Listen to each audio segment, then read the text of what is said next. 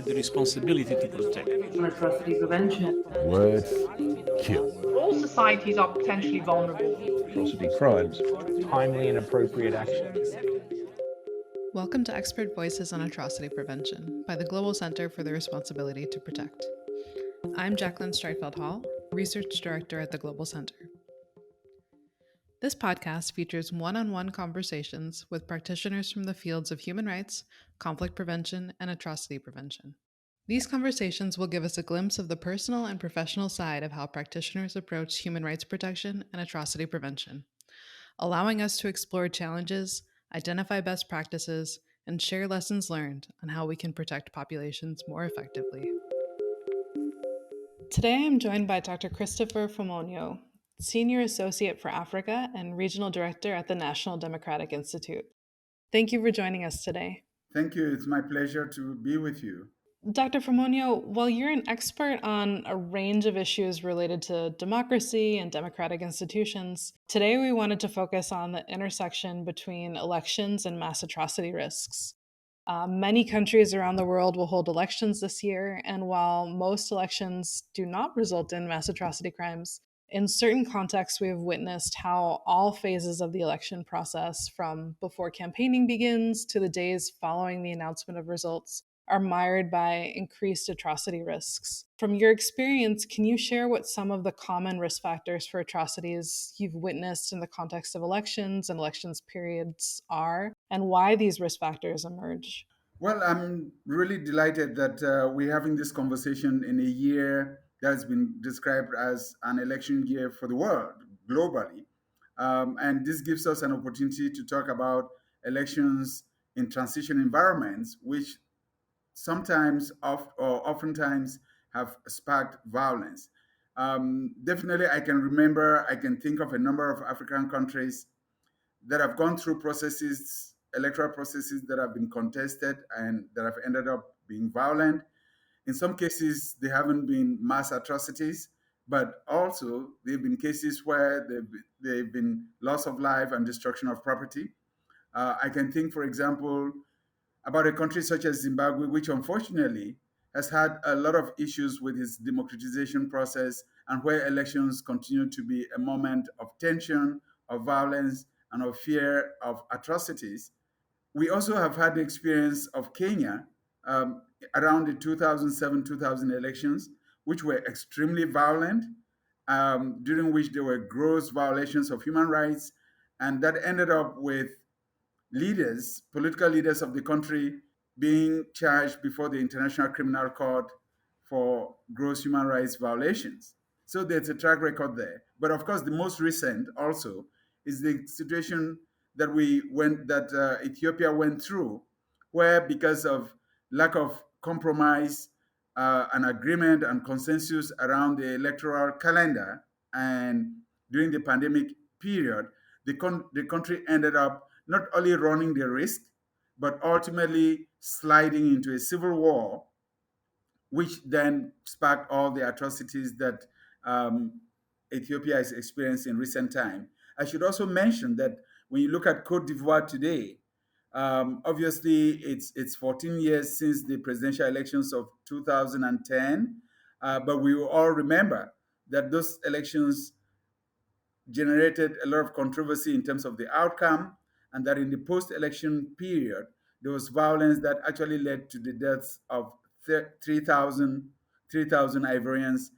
including in the city of Abidjan. So this is a very important issue. This is an issue that many countries continue to grapple with, not just in Africa, but in the global south. We just had incidents of violence around elections in Pakistan, and some uncertainty even for an established democracy like India. And I'm really interested that we are discussing these issues at this time.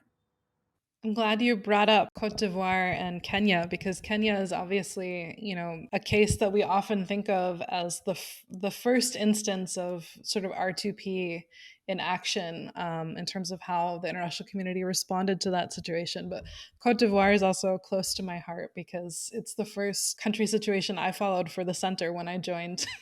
14 years ago. And so I know that election case very well. Why do you think elections in particular bring about atrocity risks? What is it about either policies or practices, things that are happening in these countries that makes it such a trigger point? Well, elections are kind of unique in the sense that they always bring to the fore the strength or the fragility of other pillars of democratic governance, of other pillars of state civil society relationships. For example, it's during the electoral period that you can get a sense of how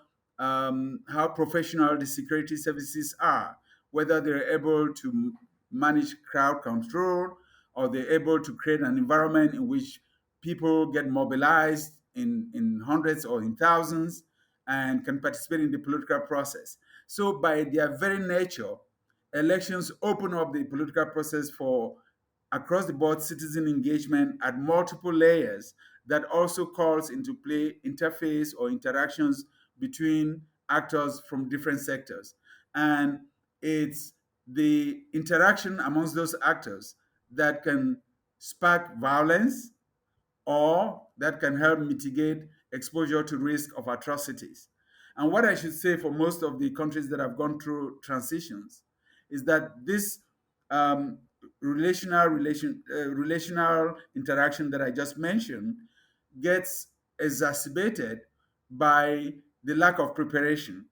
by the fact that in the minds of many people, or many people called upon to administer elections, they still see elections as a one-day event that happens on election day when people show up and cast their ballots. But that in the countries that have managed not to be exposed to violence or atrocities,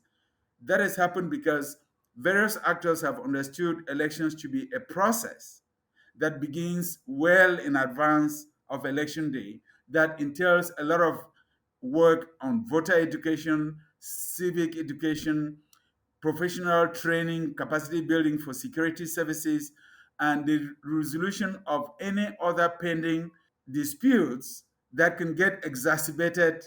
during the electoral period. That's a great point. I know that in many countries that the Global Center follows, we've seen how even disputes over the structure of the national election institution itself often leads to a lot of tensions within the country, even a year out from the election. This is a really excellent point. Indeed. And I would say that, those disputes, for example, as you just mentioned, dispute over the election management body, whether it's an independent election commission or any other configuration of that kind of entity, because there's still a belief that whoever administers the election would definitely determine the outcome. And if citizens don't have confidence in that institution, they're likely to feel that they're going to be cheated out of the political process. And if the legal framework of the electoral process in its entirety doesn't inspire confidence amongst citizens that they could take their grievances to the courts and have their voices heard, then people are likely to think of other ways to make those voices heard. And most of the time, unfortunately, they tend to resort to violence to make their voices heard or to be able to have their leeway. It happens with regards to litigation or lack of consensus over the election management body. It also happens about with regards to disagreement over the legal framework, the election code, or the election law. Sometimes parties that demonstrate for reforms to the electoral process. Those are all flashpoints that we should be looking at when a country is preparing to go into an election, because where there is consensus around all of these pre-election related matters, the likelihood is high that the elections will be peaceful. But when you already begin to see flashpoints around issues of election administration, issues of the legal framework, issues of the ability of political parties and candidates to campaign freely in all parts of the country, those should be early warning signs that by the time we get to election day itself, there could be massive violence. And depending on the consideration, the demographics of the country and population, the layout of the population of the country, If those happen in tight spots, in tight environments, then the possibility of massive atrocities is actually very high, or could be actually very high. Indeed, and you also just mentioned, ability of parties to operate, and I know that throughout Africa, we saw it in Burundi in 2015. We've seen it in Congo, and now we're also seeing it in Latin America this year with Venezuela. The sort of shrinking of civic space and creation of laws that prevent political campaigning and meetings of groups ahead of the election has also been a significant flashpoint for obviously populations that support the opposition, but just in general. Yes, in fact, that's a very pertinent observation you make with regards to Venezuela and some of the countries in Latin America and on the African continent as well. Is that it's established that the more political space shrinks, the more citizens are going to feel disaffected and disrespectful of the state, and the more citizens are going to be pushed to want to take the laws in their own hands. I mean, the case of Congo, for example, is one situation where you may have a shrinking of political space as you had in Burundi, plus that may be compounded by the pre-existence of other armed conflicts already in the same country that is moving towards an election. And what we've seen in most cases is that if you have an election in a country where there are armed groups that have not disarmed or have not bought into the electoral process, their presence is likely to be disruptive and likely to inhibit the ability of citizens to participate in the electoral process. And oftentimes, if the state has not succeeded in disarming those armed groups, but at the same time wants to get citizens to participate in the electoral process to be able to gain legitimacy for the winner of that election, there's high probability of confrontations between those armed groups and state forces, which then by itself could lead to massive human rights violations or mass atrocities, depending on the country's situation and context. At the start, you mentioned that this year feels like the year of the world election. There are so many elections and transitioning environments. Are there particular elections coming up in the next year where you feel atrocity risks are particularly high? Well, yes, I would say so because in some ways we're looking at approximately 20 elections on the African continent, and we're realizing also that because of what's been happening to democratic space and that civic space in the past 2 3 years, where we've noticed globally that democracy was in decline or under attack, and specifically for the continent that we've experienced considerable backsliding, it's fair to say that some of the countries that are now in transition on the continent, countries in the Sahel, such as Burkina Faso and Mali and Niger, that are on a timeline to hold transition elections, some of them this year, for especially for Mali and maybe Burkina Faso, could risk experiencing violence around those electoral processes, in part because there may be disagreement over the pace of the transition. There also could be the presence of armed groups, as I mentioned, that have not yet fully been disarmed. There also may be a forward deployment of security services or defense and security forces who, in the interactions,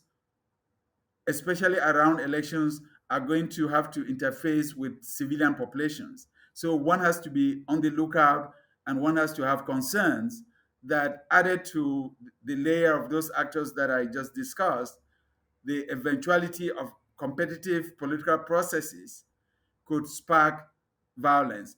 We also should be mindful that even countries that in the past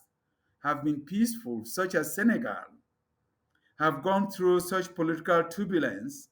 in the past 2 years that citizens may now be reason for concern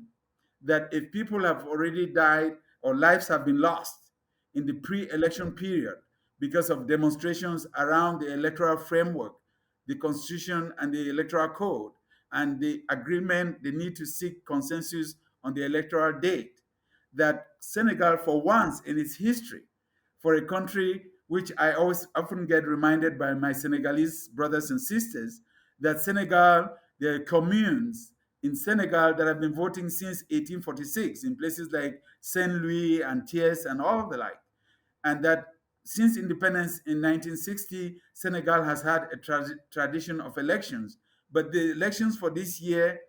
are not like any other election that Senegal has experienced. And there's reason to be mindful and watchful and set the alarm bells so that some of the pre election controversies don't carry themselves into election day in a way that could spark violence and atrocities that could lead to the loss of life and destruction of property.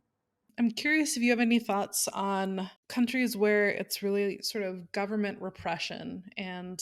the shrinking of civic space, the actions by those currently in power are really kind of driving a lot of the tensions around potential political transitions, the elections, and really undermining processes before they even start. Yes, I mean, the one country that comes to mind is Zimbabwe, which unfortunately, unlike many of the other countries in the Southern Africa sub-region, has not been able to create an environment in which elections could be peaceful, not just on election day, but also in the period leading up to the elections. And the key to that, I believe, is the need for an understanding um, by the state, and the government of the fact that citizens' rights need to be guaranteed, not just on election day, but in the period leading up to the elections, so that they can participate fully in the civic space in terms of being able to have their campaigns, being able to campaign in all parts of the country without harassment, being able to hold rallies without police harassment, being able to write articles in the media and talk about the political process without any inhibition. That is one country, in my opinion, which is still struggling with the inability to provide a free space in which citizens can participate in the electoral process in advance. And I believe that because of that weakness, if that weakness is not dealt with, that Zimbabwe would continue to struggle with its transition to provide a freer environment where democracy can really prosper and thrive. Despite our acknowledgement of the connection between atrocity risks and elections, you've just talked about how, now is the time to prepare in Senegal. You mentioned how lack of preparation is often an issue. Too often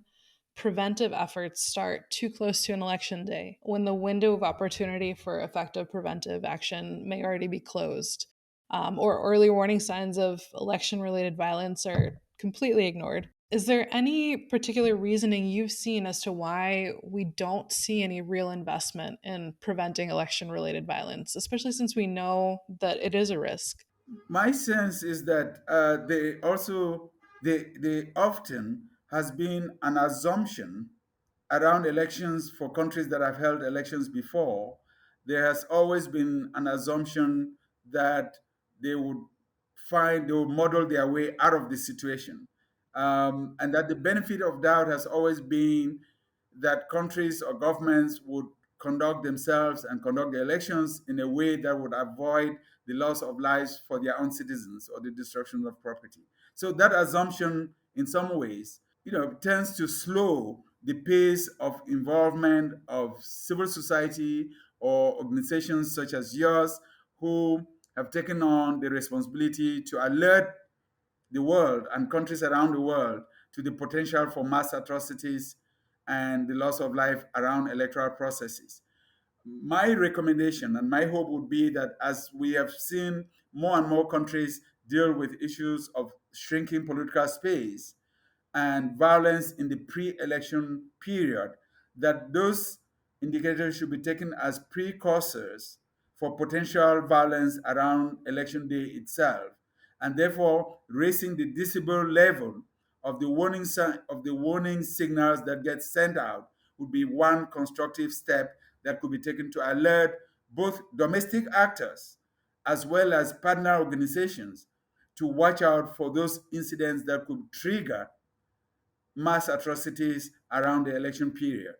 To the extent that we have seen preventive measures taken, they tend to be focused on institution building, democratic standards, ensuring monitoring fairness of the credibility of the elections, which is important in principle, important in terms of ensuring that elections are carried out fairly, and obviously has some impact on atrocity risks because, if elections are not perceived as credible, that increases grievances among communities. But atrocity prevention and even human rights monitoring and violence prevention is not often part of these efforts. So, what do you think can be done to ensure policymakers assess and take steps to address atrocity risks, human rights restrictions that are coming up ahead of the election, rather than focusing exclusively on technical aspects of the elections? Obviously, acknowledging technical aspects are important, but they shouldn't be kind of implemented in exclusion of other things. I mean, that's an excellent question because all too often we all agree that these technical issues are important, that good institutions, well-functioning institutions are critically important. But it's also important for us to make the case that elections is all about people, and that the people who have to participate in voting or in maintaining peace around election day or in conducting the polls, the people have to buy into the process of peaceful elections. And I believe it's through advocacy by domestic civil society organizations, um, by international organizations and partners, that we can continue to sensitize the powers that be to the fact that the investment in institutions should also be accompanied by investments in people. That when you spend resources to do civic and voter education, that you minimize or you mitigate the potential for conflict because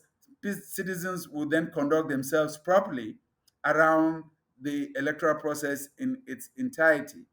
When you spend resources to provide training, adequate training to those that go out and administer the polls, then you create an environment where there will be no reason for citizens to feel aggrieved by the manner in which the polls were conducted. I think that advocacy also needs to extend to the groups that you mentioned in the first category,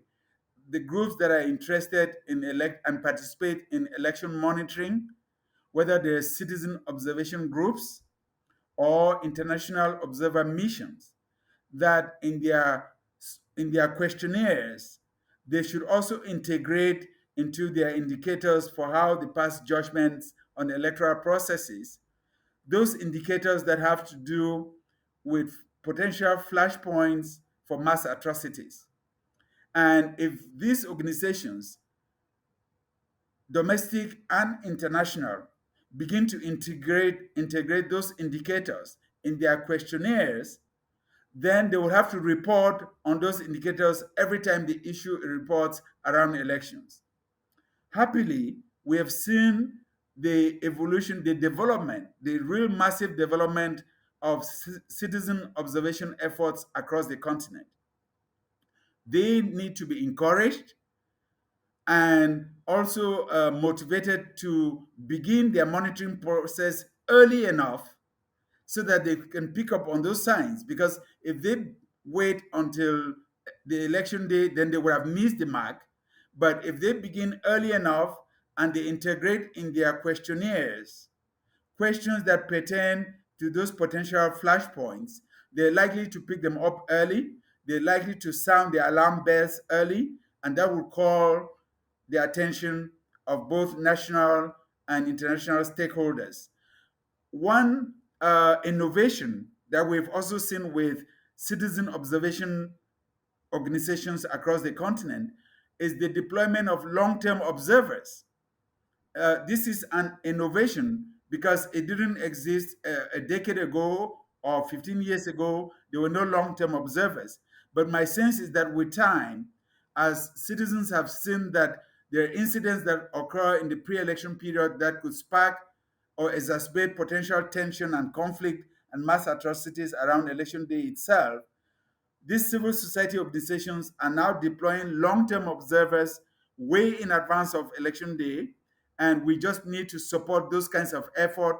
and increase the investment in those long-term observer missions so that they can observe and report accurately on things that are already happening in the pre-election period, incidents of violence that are already happening in the pre-election period that should be picked up in time, and that should enable concrete steps to be taken to deal with them early on, or to also preempt their being exacerbated in the lead up to election day itself. I think you've already started answering my next question, but I think I'll just push you a little further on this, which is, as someone who has participated in organizing and advising observation missions, what role do you think missions and their public findings can have in preventing atrocities and leveraging the concerned state to address risks? So I think you've already, come up with some good ideas around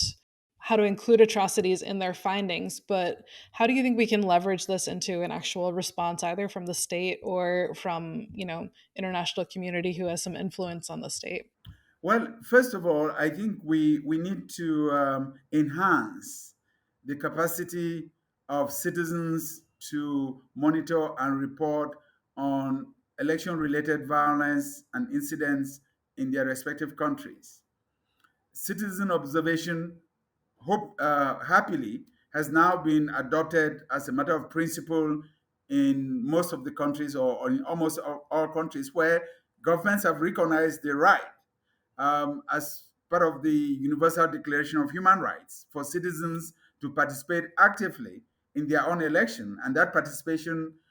also entails the right to be able to monitor and report on election related processes and incidents. So I think we need to incapacitate those organizations even further, so that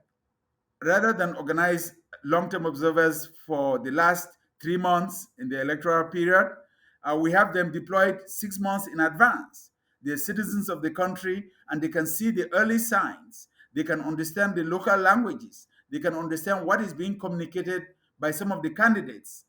when they speak to their constituencies, or in their constituencies to their constituents, in languages that may not necessarily be understood by the international community. They can see, they can feel the tensions, intercommunal tensions that are already arising, because candidates for one seat in one race may come from communities that are in competition for resources, for access to power, and in those situations, tensions begin to mount or begin to build in the pre-election period. And now, if you have a huge substantive deployment of citizen observers 6 months in advance, 4 months in advance, they are likely to pick up on those tensions and to report on them. And so I think that even for the international partners and organizations that get involved in election observation, we all collectively should be making the case for citizen observers to be empowered even further, for resources to be also allocated for these citizen organizations to be able to do this monitoring in the pre-election period and way in advance. We have had to deal with situations in countries where the partners come in with some resources, and they allocate all their resources to the election management body or the election commission. And I think that's really a misstep, because there should almost be a permanent quota of resources that are provided as technical support around elections to go to the citizen observers, so that they are encouraged and motivated and equipped to deploy long-term observers in advance. And if they take to the advocacy of including in their questionnaires indicators to those factors that could spark armed conflict and mass atrocities, and to report on them in advance, they could really succeed in moving the needle and raising the alarm, and then pushing state institutions, regional organizations, and even continental bodies such as the African Union to be able to activate their early warning system and to utilize those findings in a way that can help mitigate the potential for mass atrocities around elections. I want to return to some of the cases that you mentioned at the beginning of our conversation. Kenya and Cote d'Ivoire come to mind, but others as well on the continent. Do you have any examples from what you've witnessed of best practices in mitigating risks surrounding elections, or steps and reforms done at the national or international level that have effectively alleviated tensions? Kenya and Cote d'Ivoire come to mind because I think the violence that preceded the elections we mentioned was so on a scale that was so shocking. And then both countries have had elections since that haven't had that level of violence. So were there things implemented that you think helped prevent atrocities in the future? What changed the conditions in those spaces? That's also an excellent question. And the two cases, if we use those two countries as case studies, do provide some lessons learned, some best practices that could be implemented by other countries or even in those countries continue to be implemented going forward. My sense is that in the case of Kenya, there was a realization, having been really struck by the scale of atrocities around those elections, there was an understanding amongst political elites that they had to redo their political alliances or coalitions in a way that would not exacerbate pre existing competitive relationships amongst communities.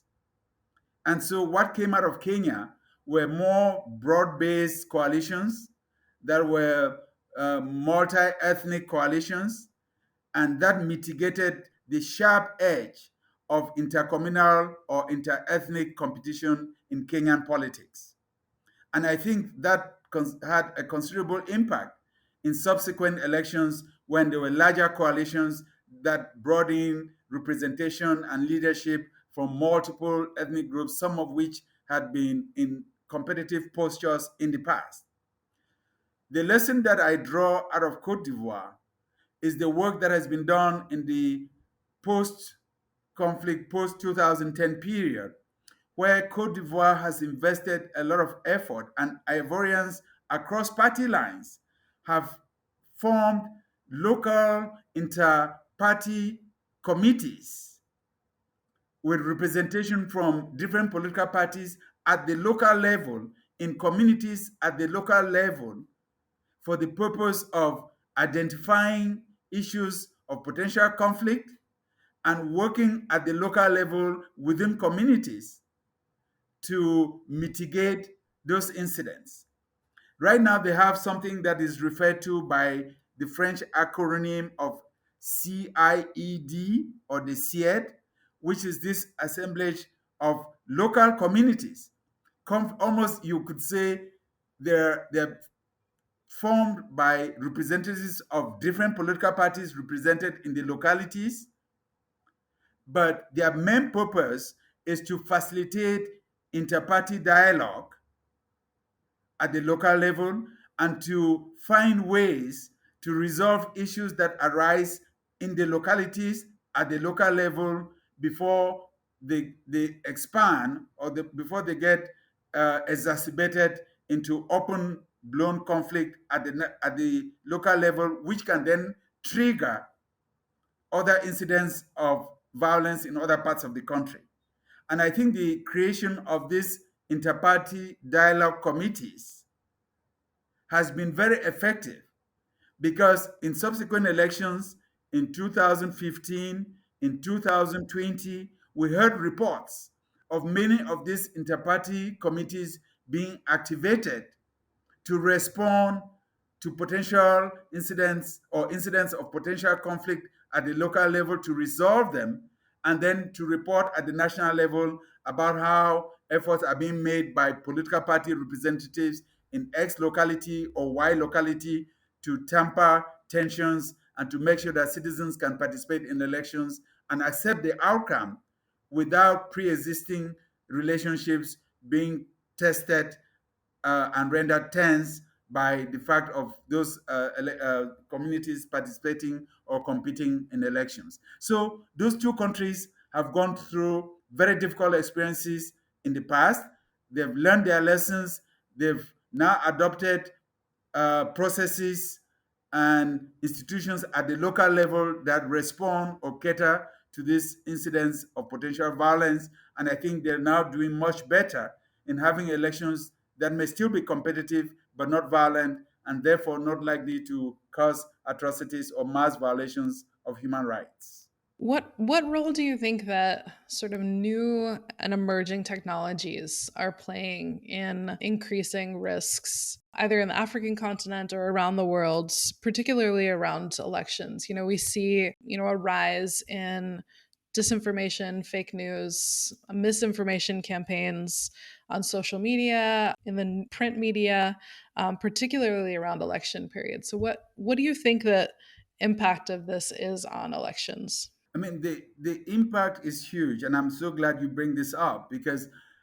we see, especially around political events, around elections, the emergence, which is a new phenomenon, unfortunately, on the continent of Africa, with a lot of disinformation and fake news. While this is also a global phenomenon, in some of the other more established democracies, the media is well placed, even citizens themselves are well placed to do fact check in real time and to knock down some of the disinformation and the fake news. Unfortunately, in transition environments, those facilities are not there for citizens to be able to fact check in real time information that starts circulating on social media, for example. And given the inability to fact check in real time, sometimes rumors can build up, can spread very quickly, and some small incident that happens in one community then gets exacerbated and exaggerated in the way it's reported in other parts of the country, and all too often can then spark additional conflict. So it will be very important that as various stakeholders think through organizing elections, that they also make an investment in how they can curb disinformation and fake news around political processes and especially around elections. And one lesson, one best practice that I've seen in a number of African countries, for example, in Ghana, the journalists, the media houses decided to come together and create a situation room where journalists from various media outlets were represented, and where that situation room could be verifying, tracking social media, tracking reporting around the elections. And when they, in unanimity, could agree that that was inaccurate, they would immediately put out a flash news item or put out a corrective information or a press release to say the situation room of the media monitoring civil society coalition is putting out this fact about something that is being carried out or being propagated on social media. So I'm happy to see that these homegrown solutions, creative, innovative approaches are being taken by media outlets, by media professionals, journalists, and civil society. And I believe that's also one area in which we need to make investments with regards to guaranteeing that elections could go hitch-free and could be peaceful and not lead to violence. There could be a celebratory moment for the country's democracy, an opportunity for citizens and all other actors to participate meaningfully and peacefully in a process that will allow them to determine their leaders, and for those leaders to be able to govern with the legitimacy that's required as they seek to move their countries forward. Thank you for joining us for this episode of Expert Voices on Atrocity Prevention. If you enjoyed this episode, we encourage you to subscribe to the podcast on Apple Podcasts, SoundCloud, or Spotify, and would be grateful if you left us a review. For more information on the Global Center's work on R2P, mass atrocity prevention, and populations at risk of mass atrocities, visit our website at www.globalr2p.org and connect with us on Twitter and Facebook at GCR2P.